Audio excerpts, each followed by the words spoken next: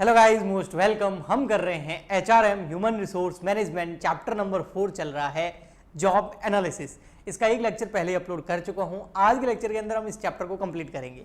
So job analysis के अंदर last lecture मैंने काफी कुछ पढ़ा, बट मोटा मोटी हमको ये समझ में आया कि जॉब एनालिसिस के अंदर हमको दो चीजों का एनालिसिस करना पड़ता है, एक जॉब डिस्क्रिप्शन का और एक जॉब स्पेसिफिकेशन का।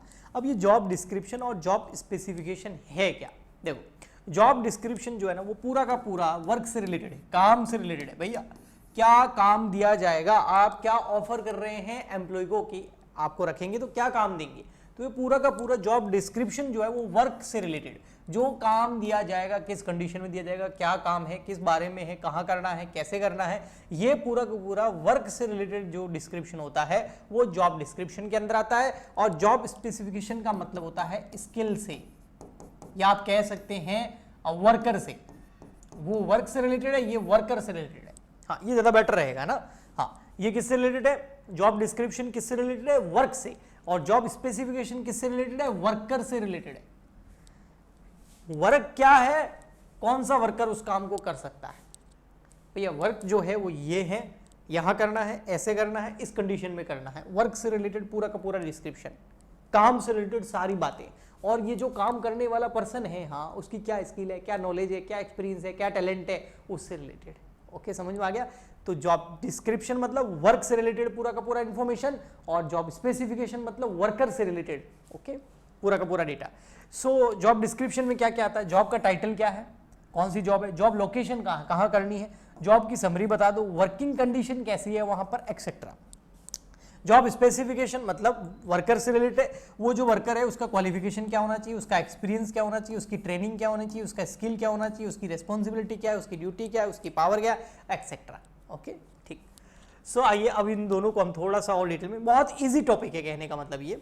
अ job description usually cover the following information. अब ये क्या क्या कवर करता है, आइए थोड़ा सा मैं इसको बड़ा कर देता हूं। आई होप आपको अब अच्छे से दिख रहा होगा। हाँ, सो जॉब टाइटल आता है इसके अंदर। जॉब टाइटल का मतलब क्या हो गया भाई, कौन सा काम है। Convey the job title and the branch of department where the person is going to be placed. A good job title attract a lot of good talent towards the company and it help discontinues this job from others। मतलब अगर job title बताओगे ना भाई, क्या काम है, title क्या है जॉब का, है ना, सेल्समैन है, प्रोडक्शन मैनेजर है, प्रोडक्शन का काम करना है, सेलिंग का है, ऑफिस में है, फैक्ट्री में है, जॉब का टाइटल तो दोगे ना। यस, अकाउंटेंट चाहिए, इंजीनियर चाहिए, है ना। तो उस हिसाब से एक जॉब का टाइटल आपको देना पड़ेगा, और वो जॉब का टाइटल वर्किंग कंडीशन और आपके लोकेशन के हिसाब से जो है आप उसको बताओगे, तब जाके जो टैलेंट है, अच्छा टैलेंट है, वो उस जॉब टाइटल को देख करके कहीं अपना कहीं और कर रहा, वहां छोड़ के आपके पास आएगा। तो जॉब टाइटल दीजिए, जॉब समरी दीजिए। बिल्कुल, it is a short work right up about a particular job, मतलब उस पर्टिकुलर जॉब के बारे में थोड़ा सा समरी होता है। जॉब एक्टिविटीज, भाई क्या जॉब एक्टिविटीज करनी पड़ेगी, क्या टास्क मिलेंगे उस वर्कर को जो उसको परफॉर्म करने पड़ेंगे, वो बताइए। ये सब जॉब डिस्क्रिप्शन के अंदर आते हैं। वर्किंग कंडीशन क्या है, द एनवायरमेंट कैसा है ना, उस प्रीमिसेस का मतलब जो बिल्डिंग है, जो फैक्ट्री है, जो ऑफिस है, वहां का वातावरण कैसा है, एनवायरमेंट कैसा है, वहां पर क्या क्या आपको फैसिलिटीज मिलती हैं, उस सब के बारे में बताइए। Where the employ would performing the task, जहां एम्प्लॉय काम करेगा, है ना, तो वहां पर रिस्क कितना है, उस रिस्क को कम करने के लिए क्या क्या आपको जो है बेनिफिट्स मिलते हैं, ये सब बताने पड़ेंगे। सोशल एनवायरमेंट, आपके जो बिजनेस है, जहां आप ये जॉब टाइटल दे रहे हैं, उसके अंदर का जो बिजनेस एनवायरमेंट है वो कैसा है ना। The size of the team, team की साइज कैसी है, पर्सनल इंटरेक्शन कैसा है, रिपोर्टिंग और working with supervisor and the submission of etcetera, यानी कि इंटरेक्शन विल बी कवर्ड। देखो ये है ना, ये सोशल एनवायरनमेंट का मतलब लोग आपस में किस तरीके से बिहेव करते हैं, किसके पास पावर है, कौन ऑर्डर देगा, कौन एक्सेप्ट करेगा, क्या रेस्पॉन्सिबिलिटीज होगी, किस तरीके का उनके बीच में इंटरेक्शन होता है, किस तरीके के उनके बीच में रिलेशंस है। हेल्दी एनवायरमेंटल या हेल्दी रिलेशन होना बहुत ज़रूरी है, तभी वहाँ पर जो सोशल एनवायरनमेंट है वो अच्छा होगा, तो अच्छी अच्छी स्किल वाले लोगों को क्या करेगा, अट्रैक्ट करेगा। तो ये सब जॉब डिस्क्रिप्शन के अंदर आता है। Job title, job summary, job activity, working condition, social environment. अगर ये लिख दोगे ना, मार्क्स आ जाएंगे अंदर अपने हिसाब से। एक बार रीडिंग लगा के जाना और लिख देना। भाई जॉब डिस्क्रिप्शन का पर्पज क्या है, देखो, अट्रैक्टिंग द बेस्ट टैलेंट। अच्छा टैलेंट अगर आपको हायर करना है तो जॉब डिस्क्रिप्शन अच्छे से बना के उसको देना पड़ेगा। नेक्स्ट है communicating the expectation of employer. अगर एम्प्लॉयर क्या एक्सपेक्टेशन रखता है सामने वाले से, वो उसको बताना पड़ेगा ना। अब हमारी अगर वो एक्सपेक्टेशन पूरी कर पाएगा तभी तो वो बंदा आएगा दौड़ता हुआ, है ना। तो वो बताने के लिए आपको जॉब डिस्क्रिप्शन देना पड़ेगा। Guide is the selector and recruiter, मतलब जो सेलेक्टर है या जो रिक्रूट करने वाला है बंदों को, पूरा वो प्रोसेस करने वाला है सिलेक्शन का, रिक्रूटमेंट का, तो उसके लिए भी तो जॉब डिस्क्रिप्शन एक तरह का गाइडेंस होता है। Okay, clarify about working condition and हेरेजी। वर्किंग कंडीशन पूरी की पूरी क्लियरली पता चल जाती है सामने को वाले को। हेरेजी का मतलब होता है किससे ऑर्डर मिलेगा, कौन किसके पास पावर है, किसकी रिस्पॉन्सिबिलिटी है, किसको वापस सबमिशन देना है, आपके ऊपर कौन काम करने वाले हैं, अपर लेवल के मैनेजर कौन है, लोअर लेवल के मैनेजर कौन है, आप कहाँ, आपका पोजीशन किस स्टेज पे होगा, वो पूरा भी अच्छे से इससे पता लग जाता है जब हम जॉब डिस्क्रिप्शन देते हैं तब। ओके, तो ये हो गया जॉब डिस्क्रिप्शन, ये हो गया वर्क के बारे में, काम के बारे में। अब आता है हमारा जॉब स्पेसिफिकेशन, यानी कि वर्कर के बारे में। जो आपने जॉब डिस्क्रिप्शन दिया है उस हिसाब से आपके पास में उस जॉब डिस्क्रिप्शन को ध्यान में रखते हुए वो काम कौन कर सकता है, वो काम कौन कर सकता है ये भी आपको बताना पड़ेगा कि भैया हमको जो है इस स्किल का, इस टैलेंट का, या इस एजुकेशन क्वालिफिकेशन का, इस बैकग्राउंड का, या इस स्पेसिफिक जो है टैलेंट का बंदा चाहिए, उसके पास इतना एक्सपीरियंस होना चाहिए, उसके पास इतना नॉलेज होना चाहिए इस फील्ड का। तो वो सब भी हमें बताना पड़ेगा ना सामने वाले को, तभी तो सामने वाला अप्लाई करेगा। भाई हाँ ये काम है, ये तो मैं कर दूंगा, बढ़िया है, ठीक है, ओके, जॉब डिस्क्रिप्शन पढ़ लिया, वो उसको लग रहा है मैं कर दूंगा। अब वो ये भी तो देखेगा क्या एलिजिबिलिटी।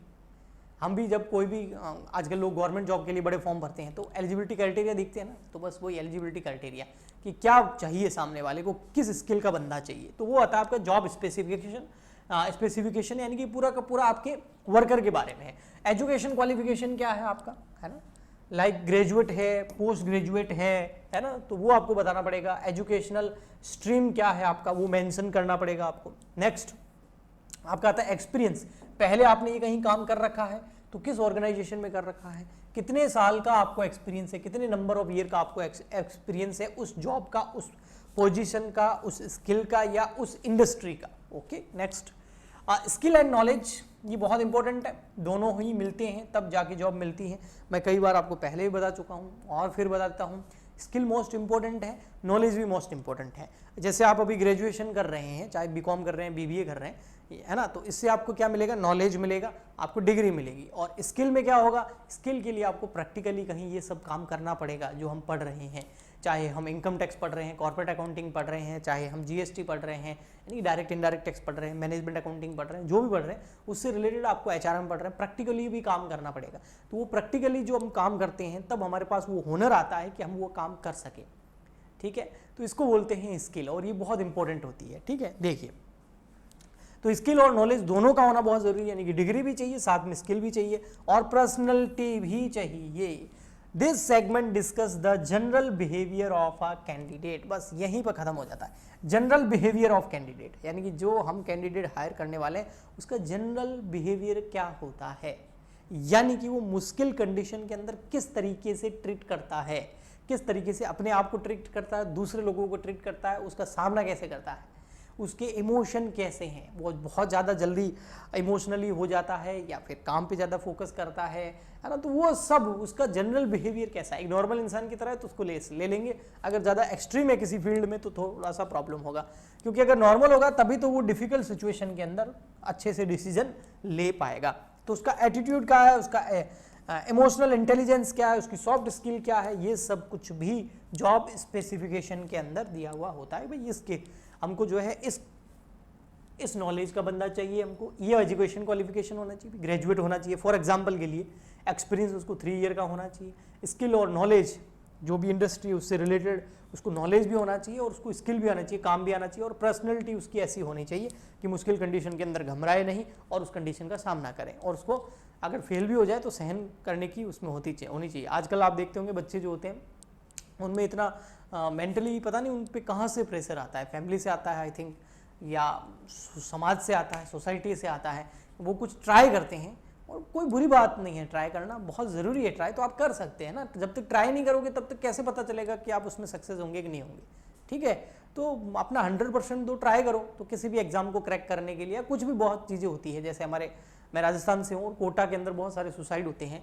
तो मुझे लगता है कि ये जो हो रहा है ना, ये आपका जैसे है ना, यहाँ पर हम बात कर रहे हैं पर्सनली ट्रेट्स, यानी कि उनका बिहेवियर जो है ज़्यादा इमोशनल है, वो अपने गोल से बहुत ज़्यादा अटैच पड़े हैं और उनके दिमाग में पहले से ही क्लियर नहीं है कि अगर होगा तो क्या होगा, नहीं होगा तो क्या होगा, एग्जाम क्रैक हो गया तो क्या होगा और नहीं होगा तो क्या होगा। अगर ये क्लियर हो जाए आई थिंक तो ये कम हो सकते हैं सुसाइड, और बच्चों को इसके लिए गाइड करना चाहिए।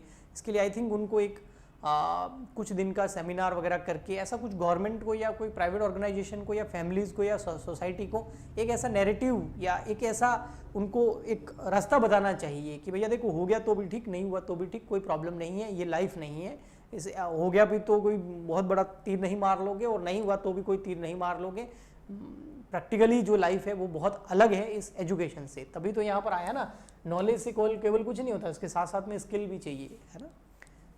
ओके, बहुत बड़े बड़े एग्जाम क्रैक करे हुए भी बैठे हैं और जो फेल हो गए थे वो उनसे आगे बड़े बड़े स्टार्टअप्स खोल के बहुत कुछ उन्होंने हासिल कर लिया। तो सफलता को इस पे नहीं मेज़र करना चाहिए, ठीक है ना। तो वही पर्सनली तो ऐसा बंदा नहीं होना चाहिए जो मुश्किल आ गई, डिफ़िकल्ट सिचुएशन आ गई, हार मान गया, डिप्रेशन में चला गया, सुसाइड कर लिया, तो ऐसा नहीं होना चाहिए, है ना। तो उसका वो इमोशनल कितना है, वो प्रॉब्लम में सिचुएशन में, ना भगवान जो ना टेस्ट लेता है, जानबूझ के मुश्किल सिचुएशन डालता है। मैंने अपनी लाइफ में बहुत एक्सपीरियंस किया है, जानबूझ के वो टेस्ट लेते हैं ना, कि देखते हैं जिसने भी ये पूरा ब्रह्मांड बनाया है, जो भी मेकर है, वो बड़े बड़े टेस्ट लेता है सबका, है ना। पर्सनली मेरे को लग रहा है उसके बाद डेटा होगा सब और टेस्ट लेके देखता है कि देखते हैं ये मुश्किल कंडीशन में घबराता है कि नहीं घबराता है। अगर वो मुश्किल कंडीशन में नहीं घबराता है तो भगवान उसको और टास्क देता है, और टास्क को पूरा करना यही तो लाइफ है। अगर कुछ काम ही नहीं होगा तो क्या जिएंगे, ठीक है। लेकिन जो नहीं कर पाता है वो डिप्रेशन में चला जाता है, फिर वो खत्म कर लेता है अपनी लाइफ को। तो इतना भी कुछ भी नहीं है ना, ठीक है। तो ये बच्चों को समझाना चाहिए। तो ऐसे ही पर्सनली ट्रेट्स भी उसमें देखना होता है। ये थोड़ा सा मैं दूसरे मुद्दे पे आ गया, वो भी ज़रूरी है ना। क्या पता मेरा ये थोड़ा सा चीज़ किसी को समझ में आ जाए, एक जने को भी आ जाए ना, और उसके दिमाग में भी अगर ऐसा कुछ थॉट चल रहा था और अगर वो ये सुन के सही हो जाता है तो बहुत बढ़िया चीज़ है, ठीक है। एक भी बहुत है, ठीक है। चलिए next, importance of job specification. अब जॉब स्पेसिफिकेशन की इंपॉर्टेंस क्या है, इनसाइट अबाउट स्किल रिक्वायर्ड, क्या स्किल रिक्वायर्ड चाहिए वो पता चल जाता है ना। बेस्ट टैलेंट को आप अट्रैक्ट कर पाते हो, है ना। ये जॉब डिस्क्रिप्शन, जॉब स्पेसिफिकेशन को देखकर बेस्ट टैलेंट देखता है, ये तो मैं कर सकता हूँ, जाके इंटरव्यू देता हूँ, है ना। ओके, नेक्स्ट है आपका role of recruiter become easy. जो सिलेक्शन जो टीम है ना, जो पूरा इस प्रोसेस को करेगी, मतलब रिक्रूटमेंट निकालेगी, एडवर्टाइज करेगी, अट्रैक्ट करेगी, जॉब डिस्क्रिप्शन स्पेसिफिकेशन तैयार करके बताएगी, है ना। तो उसके बाद में उनको रिक्रूट करना, सेलेक्ट करना उन ऑफिसर्स के लिए, उन बंदों के लिए बहुत इजी हो जाता है, क्योंकि उनके पास पूरा डिस्क्रिप्शन और उस जॉब से रिलेटेड स्पेसिफिकेशन पहले से प्रिपेयर, उनको पता है काम क्या है, किसको रखना है। ओके, सिंपल वर्ड में ये टाइम सेव होती है इससे बहुत ज़्यादा, है ना। जो डिस्क्रिप्शन देखकर जो टैलेंटेड है केवल वही लोग आते हैं, हर कोई अप्लाई नहीं करता है ऐसे। नेक्स्ट आता है हमारा पर्पज ऑफ जॉब स्पेसिफिकेशन। भाई पर्पज क्या है जॉब स्पेसिफिकेशन का। फर्स्ट है जॉब स्पेसिफिकेशन का पूछ रहा है ना, कि वर्कर से रिलेटेड, यानी कि to assist candidate in determining where they are qualified to apply for a position. जो क्वालिफाइड होगा केवल वो जॉब के लिए अप्लाई करेगा, हर कोई अप्लाई नहीं करेगा, तो इससे बहुत टाइम बचेगा। To support the hiring team, इससे हायरिंग टीम जो है, एचआर टीम जो है, उसको क्या मिलेगा, सपोर्ट मिलेगा। वो कैंडिडेट को रिक्रूटमेंट आसानी से कर पाएगा, उसका सिलेक्शन प्रोसेस भी आसानी से होगा, उनको पता होता है किस बंदे को रखना है। To keep a record of detail, इससे रिकॉर्ड रहता है पूरा डिटेल का, जॉब डिस्क्रिप्शन, जॉब स्पेसिफिकेशन रहता है, और उसके बाद में जॉब स्पेसिफिकेशन के बाद में हम उस बंदे को हायर करते हैं, उसका बेस रहता है, भाई इस बेस पे हमने हायर किया। To establish the goal set for performing the job, इससे गोल सेट जो है हो जाता है कि जॉब को कैसे परफॉर्म करना है। ओके, तो ये कुछ यहाँ पर इंपॉर्टेंस है या पर्पज़ है जिसकी वजह से जो है हम जॉब स्पेसिफिकेशन तैयार करते हैं। तो बहुत ईजी टॉपिक था, यहाँ पर कुछ डिफरेंसेस दे रखे हैं, आप कर सकते हैं इनको, बहुत ईजी है।